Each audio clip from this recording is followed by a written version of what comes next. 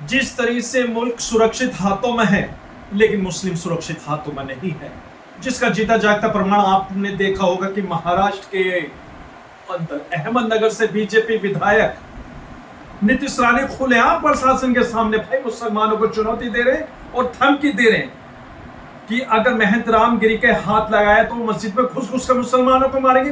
क्या इसी दिन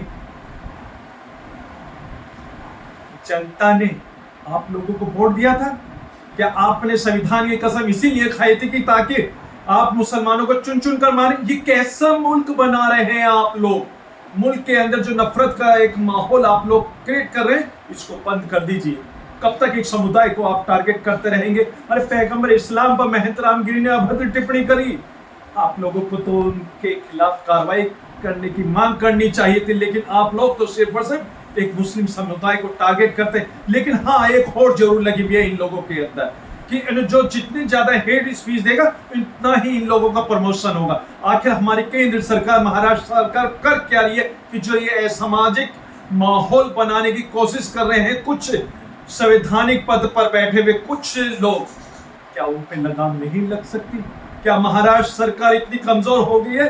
क्या बीजेपी विधायक के खिलाफ एक्शन नहीं ले सकती? क्या केंद्र सरकार की नैतिक जिम्मेदारी नहीं बनती है कि जो भाजपा के प्रवक्ता, नेता, विधायक जो इस तरीके का एक नफरती हेट स्पीच देते हैं, क्या उनके खिलाफ सख्त एक्शन ले? लेकिन हाँ, ये तो सिर्फ और सिर्फ एक्शन लेती है सरकार मुसलमानों के घरों पर बुलडोजर चलवा कर। अभी आप देखा होगा अपने मध्य प्रदेश के अंदर जिस तरीके से छतरपुर के अंदर एक आलीशान बंगले को बुलडोजर के द्वारा धाराशायी कर दिया गया।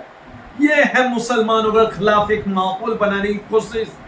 तो हम देखिए महाराष्ट्र सरकार से अपील करते हैं कि आप लोग ऐसे विधायकों पर कार्रवाई करें ताकि भविष्य के अंदर कोई भी विधायक, नेता या प्रवक्ता किसी भी समुदाय को लेकर इस तरीके के हेट स्पीच ना दे।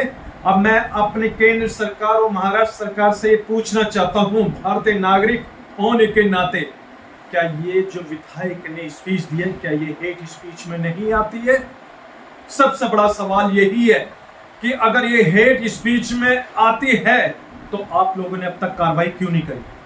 क्या कार्रवाई धर्म को देखकर ही होगी? क्या मुसलमान समाज को देखकर ही कार्रवाई होगी?